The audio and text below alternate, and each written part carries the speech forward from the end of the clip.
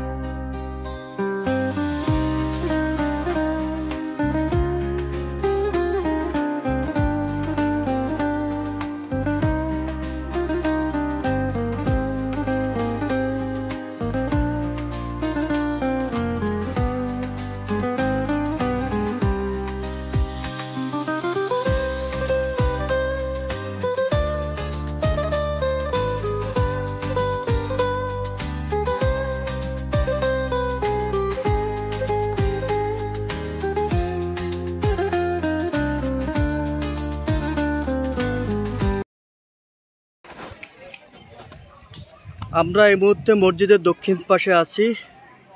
চমৎকার একটি ভিউ ফুটে উঠতেছে, আপনারা দেখতে পাচ্ছেন। মসজিদটি পরিপূর্ণ অবয়ব এখান থেকে দেখা যাচ্ছে। ঠিক দক্ষিণ পাশে একটি ছোট পুকুর অবস্থিত, যেখানে মানুষজন গোসল প্লাস নামাজের জন্য উজু করারও সংক্ষিপ্ত ব্যবস্থা আছে। হয়তো উজু করার আরও ব্যবস্থা থাকবে, আমরা সেগুলো দেখব।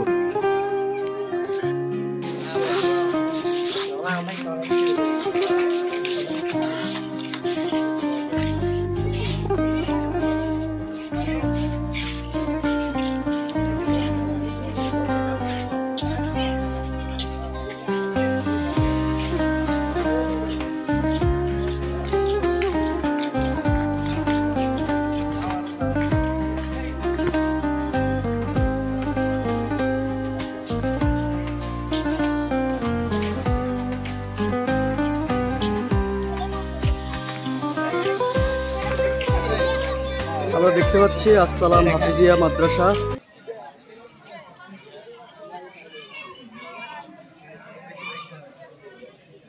শুধু মাদ্রাসা ভবনে না, এর সামনের যে অংশটুকু চমৎকারভাবে গাছপালার মাধ্যমে একটি পরিবেশ বান্ধব পরিবেশ এখানে তৈরি করা হয়েছে। প্রচুর লোক মসজিদটি দেখতে আসছে। তারা যেমনি মসজিদের সৌন্দর্য উপভোগ করছে, তেমনি এর প্রাকৃতিক যে পরিবেশ, এই পরিবেশের মাধ্যমে তারা বিমোহিত। পরিবার পরিজন নিয়ে আমরা অনেক মানুষকে দেখতে পাচ্ছি যারা এখানে ঘুরতে আসছে।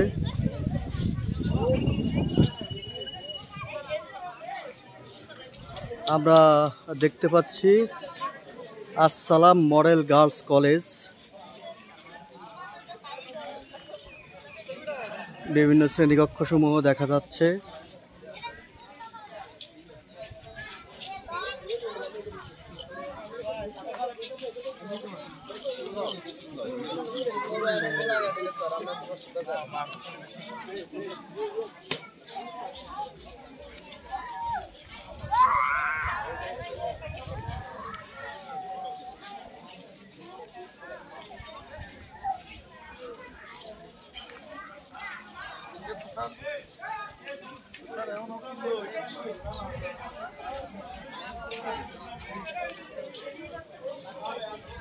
আমরা দেখছি কলেজ এবং স্কুলের সায়েন্স ল্যাবটি, যার পাশে মহিলাদের বিশ্রাম ও নামাজের স্থানের ব্যবস্থা আছে।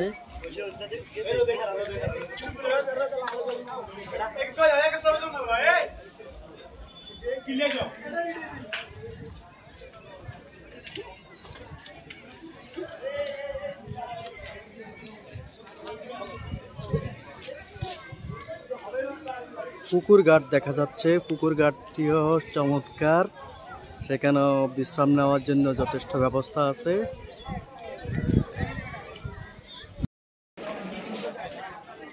সবাই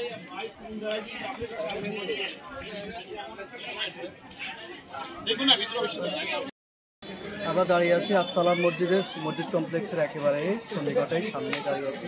আমার সাথে আছেন আসসালাম মসজিদের পেশ ইমাম। আপনার নামটা একটু বলবেন? মোহাম্মদ ওমর ফারুক। মোহাম্মদ ওমর ফারুক, আমরা আপনার কাছে একটু আসসালাম মসজিদ সম্পর্কে জানতে চাইব। প্রথমে একটু জানতে চাইবে এই মসজিদটি প্রতিষ্ঠা করেন কে এবং কত সালের দিকে? এটা হচ্ছে প্রতিষ্ঠা সন হচ্ছে 2020 সনের শেষের দিকে। আর হচ্ছে যিনি এটা প্রতিষ্ঠা করেছেন বা যিনি উদ্যোগ গ্রহণ করেছেন, ওনার নামটা আসলে প্রচারিত হওয়ার কিছু না। উনি শুধুমাত্র চান আল্লাহর এক বান্দা এটা নির্মাণ করেছেন, এতটুকু উনি জানাতে চান, মেসেজ দিতে চান এতটুকু। সেই হিসাবে সুপ্রিম কোর্টের একজন সিনিয়র আইনজীবী ব্যারিস্টার উনি এই মসজিদ নির্মাণ করেছেন বা এটার উদ্যোগ গ্রহণ করেছেন। নামটা কি একটু আমরা নামটা না বললে, যেহেতু উনি নামের জন্য করেন নাই, শুধুমাত্র দোয়ার জন্য করেছেন, সেহেতু নাম না বলাটাই। ঠিক আছে, উনি নামটা জানাতে চাচ্ছেন না, হয়তো যিনি মসজিদটা প্রতিষ্ঠা করছেন ওনার পক্ষতেই নিষেধ করা আছে যে উনি শুধুমাত্র আল্লাহকে সন্তুষ্ট করার জন্য এই মসজিদটা নির্মাণ করছেন। কোনো নিজের নাম হবে বা মানুষ জানবে এ বিষয়ে ওনার কোনো মানসিকতা নেই। এই জন্য উনি হয়তো মসজিদের যারা সংশ্লিষ্ট আছে তাদেরকে ওনার নাম বলার ক্ষেত্রে নিষেধ করে দিয়েছেন। তো আমরা এই পর্যায়ে একটু জানতে চাই এই মসজিদের বিশেষত্ব কী? বিশেষত্বের ব্যাপার নিশ্চয়ই আপনারা যারা দেখছেন এটা নর্মালি দেখা যায়, সেটা হচ্ছে এখানে জানালা না থাকার ফলেও ডিজাইনটা এমন যেটা মানুষের গায়ে যেমন বাতাস বা এই আলোর যে ব্যবস্থাপনা সেটা নর্মালি থাকে, সবসময় চলমান থাকে, আপ ডাউনের মধ্যে থাকে। এখানে যারা নামাজ পড়েন তারা বাইরের আলো বাতাসের ব্যাপারটা খুব নর্মালি উপভোগ করতে পারে।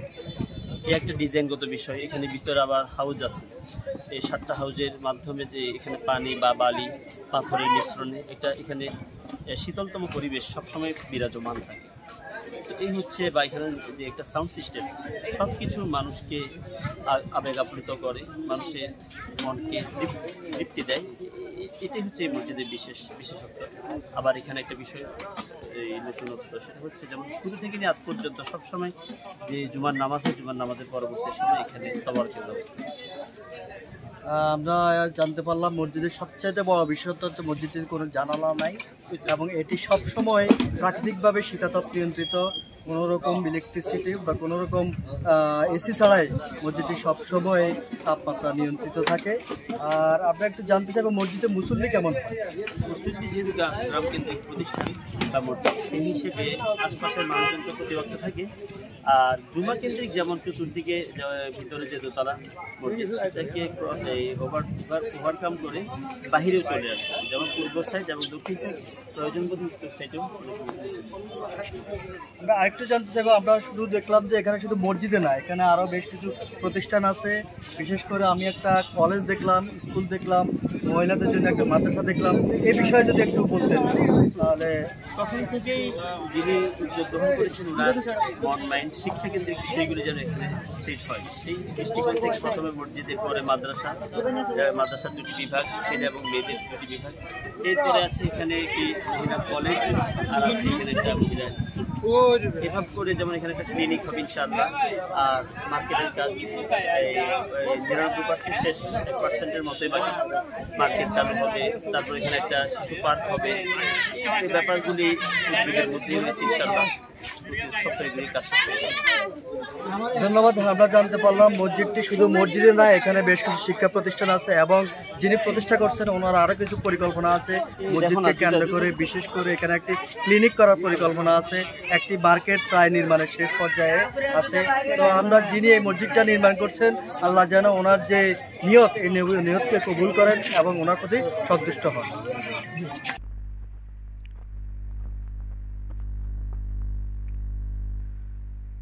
আসুন মসজিদটির গঠনশৈলী আমরা দেখি, মসজিদের ভিতর এবং বাইরের দিকটা দেখি।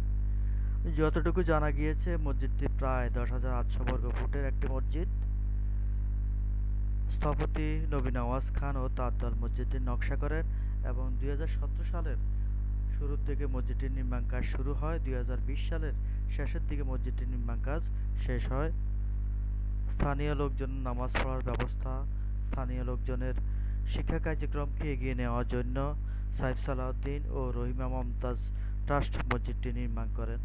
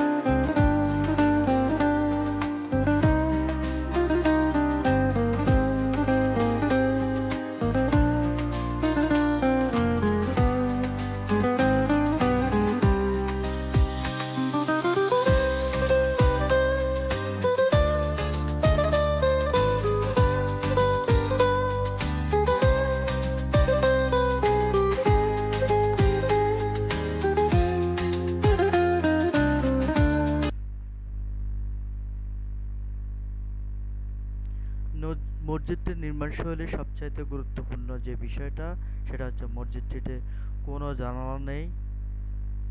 জানালা না থাকলেও মসজিদটিতে আলো বাতাস প্রবেশের কোনো রকম সমস্যা হয় না।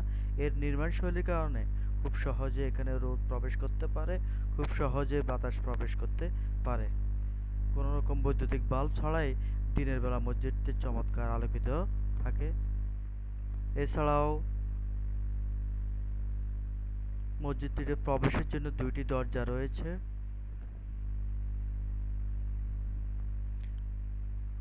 মসজিদটিতে রয়েছে 6টি জলাশয়। এই জলাশয়গুলোতে সবসময় পানি রাখা হয়। এই পানি মসজিদটিকে প্রাকৃতিকভাবে ঠান্ডা রাখে।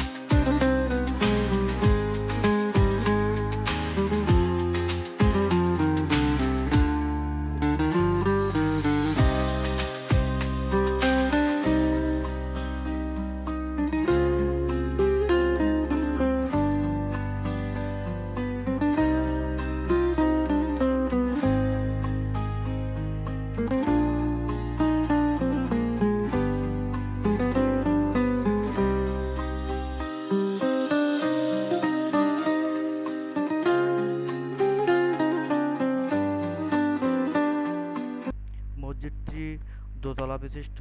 যদিও মসজিদটি দোতলা বিশিষ্ট তথাপি মসজিদটির নিচতলায় মসজিদটির মূল অংশ।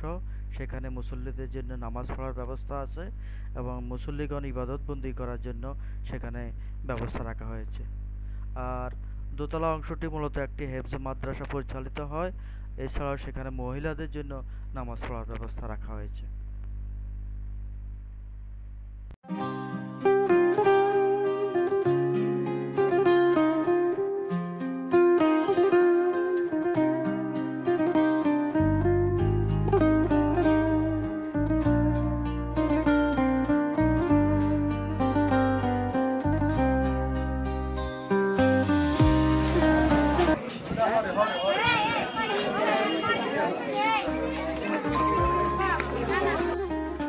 আমরা আছি মসজিদের পশ্চিম পাশে একেবারেই। আপনারা দেখতে পাচ্ছেন পশ্চিম পাশেও কোনো জানালা নেই। মসজিদের পশ্চিম পাশে একটি কবরস্থানও আছে।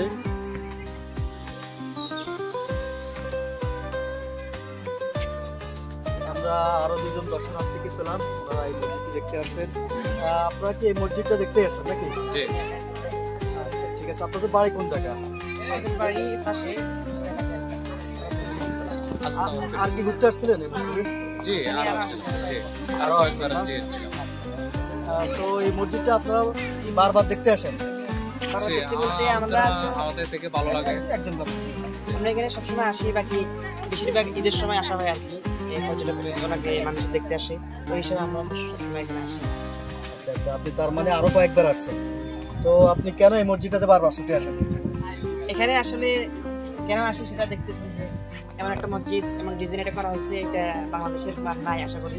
যে এখানে ভিতরে কোনো জানালার সিস্টেম করা হয় নাই, বাইরে থেকে মানে বাহিরের আলো এখানে পুরোটা আলো দিতে হয়।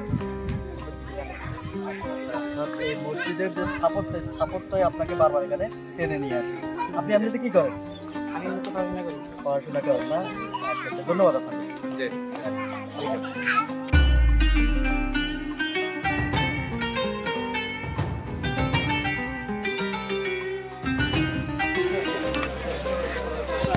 আমরা মসজিদের পাশে নির্মাণাধীন মার্কেটটি দেখতে পাচ্ছি। এছাড়াও দেখা যাচ্ছে মসজিদের অজুখানাটা।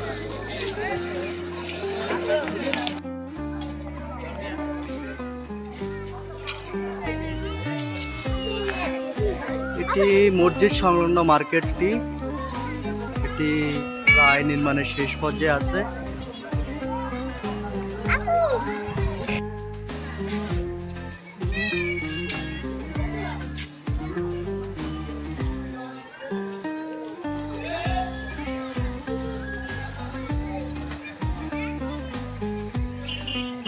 আমরা মার্কেটটি দেখতে পাচ্ছি।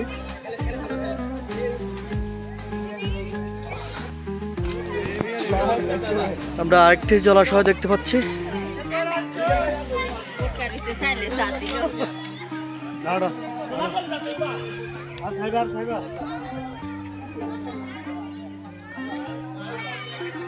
জলাশয়ের দুই পাশে আমরা চমৎকার গাছগাছালি দেখতে পাচ্ছি।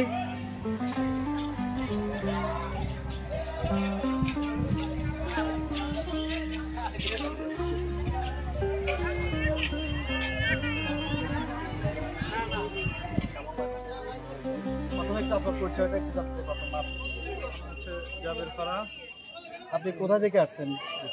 মসজিদ থেকে 5 মিনিট দূরত্ব। আচ্ছা আচ্ছা, ঢাকায় থাকা হয়, ঢাকায় থাকা হয়। অনেকদিন পরে আসছে, লোক আসা যাওয়া করে। মসজিদটার অনেক সুনাম চতুর্দিকে। এই মসজিদটা ক্যাটাগরিতে তৈরি হয়েছে, সারা দেশে আলোচিত করেছে। এই মসজিদটা ঘুরে আপনার কাছে কেমন লাগছে? আপনার কাছে কেমন লাগছে? অসাধারণ। বাড়ির পাশে এরকম একটা বড় মসজিদ, অন্যরকম ভাবে তৈরিকৃত মসজিদে আসা অসাধারণ অনুভূতি। মসজিদের কোন বিষয়টা আপনার সবচেয়ে ভালো লাগে? সবচেয়ে বড় হচ্ছে পরিবেশটা। এখানে তো মসজিদের মধ্যে হাফিজা মাদ্রাসা আছে, কলেজ আছে, ইউনিভার্সিটি আছে। এই যে এনভায়রনমেন্টগুলো অসাধারণ। মসজিদে নামাজ পড়তে গেলে ওখানে যে পরিবেশটা, মানে ওয়েদারের দিক থেকে অসাধারণ। আচ্ছা, আমরা ওনার থেকে জানতে পারলাম যে মসজিদের যে পরিবেশটাই ওনার কাছে সবচাইতে ভালো লাগছে। তো আমরা চাইবো এরকম যারা এ ধরনের মসজিদ দেখতে চায় তাহলে অবশ্যই এখানে আসা উচিত। এছাড়াও আমরা অনেক সময় দূর দূরান্ত অনেক সুন্দর জিনিস দেখতে যাই, কিন্তু ঘরের পাশে যে এমন একটা চমৎকার জিনিস আছে। আমার নিজের বাড়িও লক্ষ্মীপুর সদরে, অথচ 2020 সালে গঠিত মসজিদ দেখতে এই 2025 সালে আসছে। এই জন্য আমি অনুরোধ জানাবো আপনারা যারা এরকম দূর দূরান্তে যান, বাড়ির পাশে এরকম একটা মসজিদ, সেরকম একটা মসজিদ দেখতে পেয়ে আপনার কাছেও ভালো লাগবে। আবার হয়তো ভবিষ্যতে অন্যান্য এলাকাতেও কোনো ধনাঢ্য ব্যক্তি ওনার মন মানসিকতা হলে এরকম একটা মসজিদ করতে পারবে। তো আপনাকে ধন্যবাদ জানাচ্ছি আমাদের এইখানে কথা বলার জন্য।